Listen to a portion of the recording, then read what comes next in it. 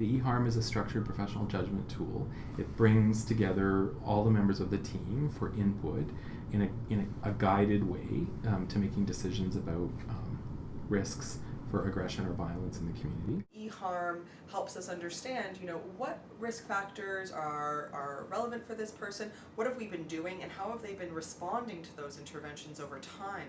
It's a comprehensive review. If you look at the eHARM, it talks about the history of the aggression, it talks about the treatment, it talks about the intervention, the risk factors. It also makes sure that all the necessary components of a risk assessment are discussed at any given point. So really, its strength is in the fact that it directs our minds to the important issues with any given patient on any given occasion. It basically fosters a discussion among the care teams and make necessary changes, what interventions are working, and basically work towards the care of the patient.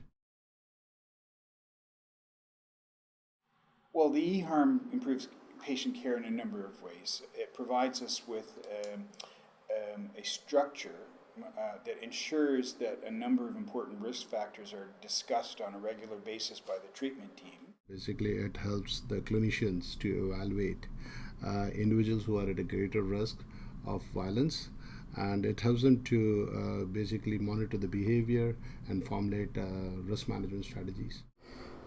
We will occasionally view the data points over a longitudinal period to see how the risk is changing, and then we can decide whether our plan, the patient's level of privilege or freedoms, if those are consistent with how the risk changes. And it also alerts us to what might be acute changes, acute changes in the risk, where we might need to develop management strategies in order to reduce the risk. And that could be things like providing different interventions, making a behavioral plan, restricting the person's privileges, or potentially even the need to warn an identified victim.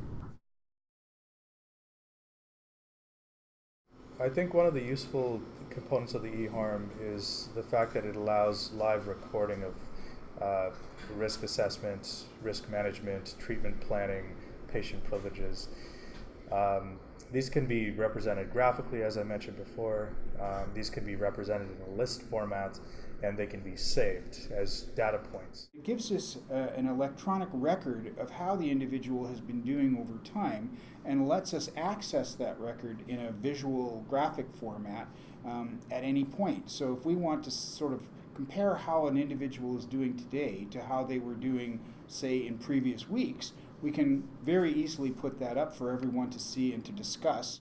And I think that's something unique about the eHARM, is that we can start to look at, has there been a relationship between the risk management interventions and outcomes, such as AIS scores. Previously, when we didn't have an instrument like this, we would discuss it and it would be kind of subjective, and people would say, it seems to me that he's doing better. I don't think he's had, or she has had, that many problems or incidents in recent weeks. With the eHARM, we can literally project on a moment's notice exactly how many incidents, how severe, when, and what the trajectory is.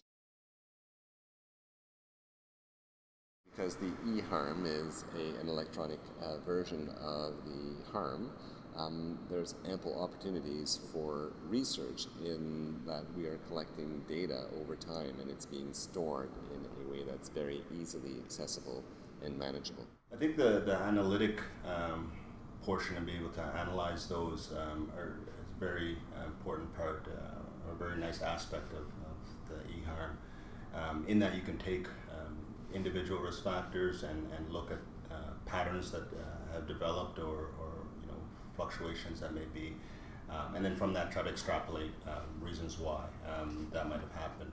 What it does nicely is melding clinical care with research, because as you're recording data points live, these can be then utilized in different ways in the future for research that can contribute to risk assessment, research for inpatient forensic, or for outpatient, or for any other environment where the eHARM is utilized. The benefit of the analytics is being able to really sort of look at aggregated data and understand, you know, what is working at a programmatic level in terms of things like interventions or milieu or medications or whatever particular variable we might be interested in. And again, that sort of sets the eHARM apart from other tools. We both want to understand how it works for an individual patient, but beyond that, we want to know that this tool is helping us manage this particular population in general. And the eHARM, unlike any other tool,